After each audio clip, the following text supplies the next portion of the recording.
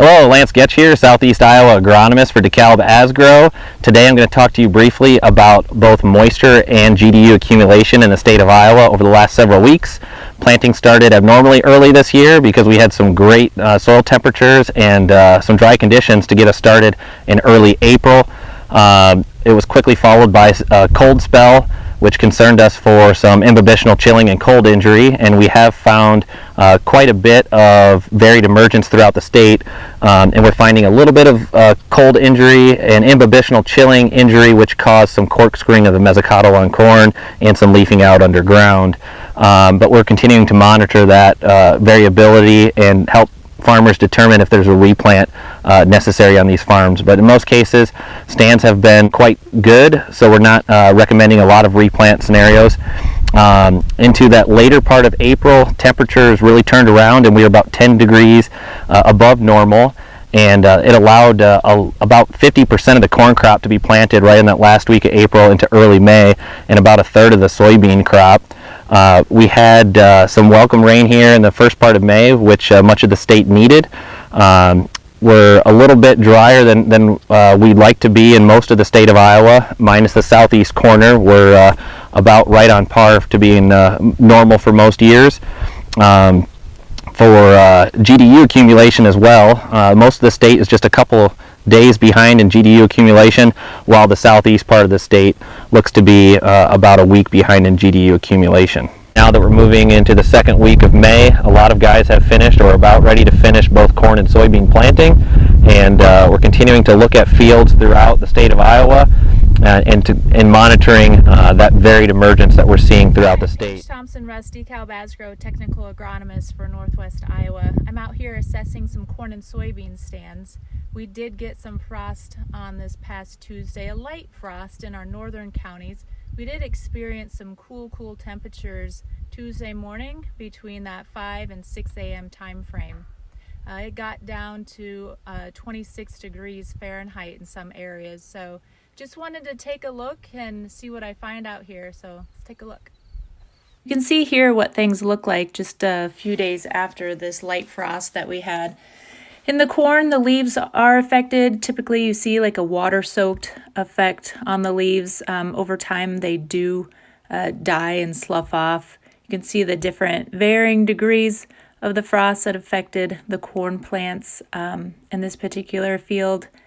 I don't foresee any issues with this one. The growing point, you remember, of corn is underground, so that is very good. Typically, it takes temperatures of around 28 to 30 degrees Fahrenheit sustained for 2 to 3 hours to cause death of that growing point. In regards to soybeans, that growing point is above the ground when those cotyledons make their way out of the soil. So just like corn, it takes temperatures around 28 to 30 degrees Fahrenheit for 2 to 3 hours to cause that death at the growing point. In most cases, we didn't experience those temperatures. You know, that latent heat radiated up from the soil. It keeps the air 2 to 3 inches above the soil warmer, giving that small soybean plant some buffer there. But, you know, due to these cold temperatures that we experience and slow accumulation of the growing degree units, yeah, it's been a little chilly. There will be likely more damage from a levo and pre-emergent herbicide, which can easily be confused with frost. Hey there, Jim McDermott here, technical agronomist with Dekalb Agronomists in Northwest Iowa. I'm in a corn-on-corn field. It's just starting to poke out of the ground, and this is a fun time of the year to evaluate emergence. One thing we're seeing a lot of this year is the variability in emergence timing. Several things going on, but really this year, especially something that's unique, is the fact that we had a lot of loose, fluffy, dry soils. And one thing that creates is, of course, variability with moisture content around the seed, but also that loose, fluffy air does allow the cold air to penetrate right down to that seeding depth. And in years when we tend to have more moisture, that moisture fills up the airspace in the soils and acts as a buffer, so we don't tend to see as much temperature fluctuation right down to that seedling depth. And I think that's really contributing to a lot of the variability that we're seeing as far as emergence timing. Take a look down the row here in this field, and you certainly see emergence variability. We've got some seedlings that are just starting to poke up at the spike stage, and then you've got some that are almost at the one leaf stage. So this will be very interesting to watch, see how these catch up throughout the season. Thanks, take care. I'm Andrew Penny, the technical agronomist for the eastern part of southwest Iowa. So this spring was excessively dry, and so we had a lot of guys planting at 2.5 to 3 inches to find that moisture line. So a lot of problems come about when we plant into dry soil. Dry soils can cause uneven germination across a field and lead to uneven emergence like we see here. So here we're looking at a field where we ran into a situation where the cultivator was run 24 hours before planting, and either the planter wasn't set correctly or that soil settled, and now we end up with seed planted about 1 inch to 1.25 inches. And so I think it's important to remember that moisture and temperature have the largest impact on all those metabolic processes involved in the germination process of a corn seed. And so if you did plant into dry soils and are experiencing variable emergence like we see here, then there is the potential for a yield penalty. Research has shown that if 25% of your plants are delayed by 1.5 weeks, there is the potential for a 5 to 9% decrease in yield. Hi everybody, John Swalwell here in southern Pottawatomie County looking at a field of corn. As you can see, this field has pretty nice stand established in most areas, but then we run onto areas where there's a lot of corn missing. This to me looks like a haul road, a compaction zone. If you look at the seedlings in this area, you can see the seed was there and it started out and just dried out. I think the spring field cultivation of this field without a rain on it just caused these compacted areas to dry out worse and have an impact on the stand that we established. Hey there, this is Scott Johnson, technical agronomist for Dekalb and Asgrow in north central Iowa. When it comes to soybean planting depth, most years we would recommend to a grower to plant 1 inch to 1.5 inches deep. Deep enough where they find consistent moisture where that soybean seed can imbibe or pull in 50% of its weight in water, which it needs to do to kick off that germination process. And we want to make sure it's a consistent moisture. If we swell up that seed or that seed swells up and breaks that outside seed coating, which we call a pericarp, if it happened to dry out after it does that, we can actually lose stand. So that's why it's real important that we get it in consistent moisture. And like I said, most years that's at 1 inch to 1.5 inches. Plus at 1 inch to 1.5 inches deep, that's a nice depth where that hypocotyl of that plant can drag those cotyledons through the soil profile, break that soil surface, and get that plant up and growing and off to the races. The challenge this year is there hasn't been a lot of moisture at that 1.5 inch to 1.5 inches depth, so we've had to go deeper up to 2 inches in order to find suitable moisture. But it's been really dry all spring, and even though we planted deeper, those soils are still really mellow, and we're still seeing some really nice emergence from the soybean.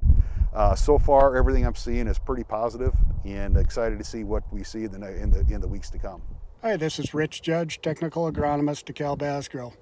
I'm in a small research plot we got at the junction of Highway 20 and I-35, and was going to address the question, what should we consider when we're making the decision to replant or not to replant? And of course, we're going to look up all the normal charts, try to get an idea of, the percent stand we've got here today, but also, what's the potential yield of replant in mid-May compared to the original stand, and whether or not we should move forward. So of course we're going to look up the normal charts and so forth to get those percentages and do the rough math.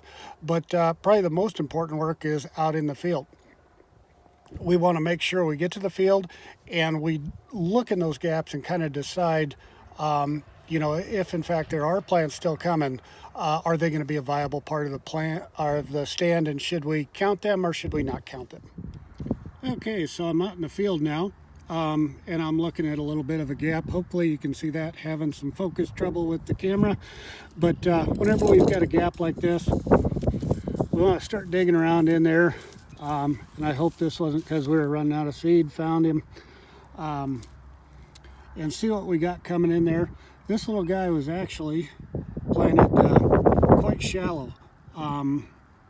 So, the pluses on this guy, he's got very bright white mesoscuttle, no known or signs of disease around the germ, and both the radical and seminal roots appear to be intact and quite functional. The downside of a plant like this that came late, probably was the shallow depth.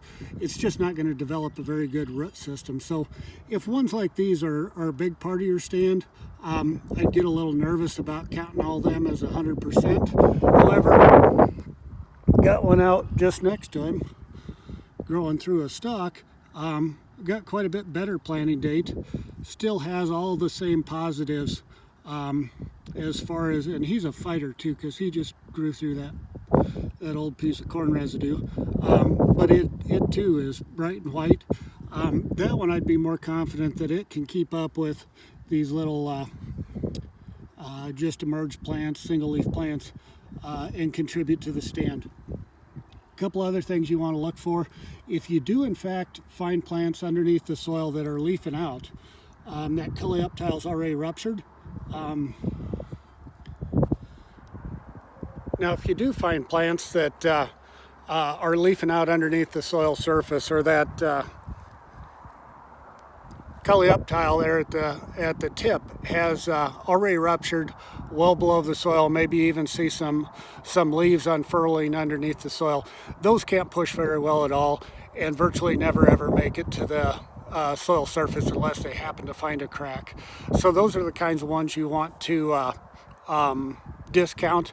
Also, where I showed you that the particular plants I dug up were very bright and white, if that's starting to show discoloration, whether it's Pythium, Fusarium, or some other insect injury, I'd also discount those plants and say they will never become part of the stand. The last thing to consider is, what are your options for removal of the old stand and then getting the new one replaced in better conditions? So you've got to look at the weather that's coming up. If you're doing tillage, how bad you're going to dry that soil out by working it up. And in no-till situations, what herbicide options do you have to eliminate the old stand and come in immediately with a replacement? So those are just some things to consider, and I hope that helps.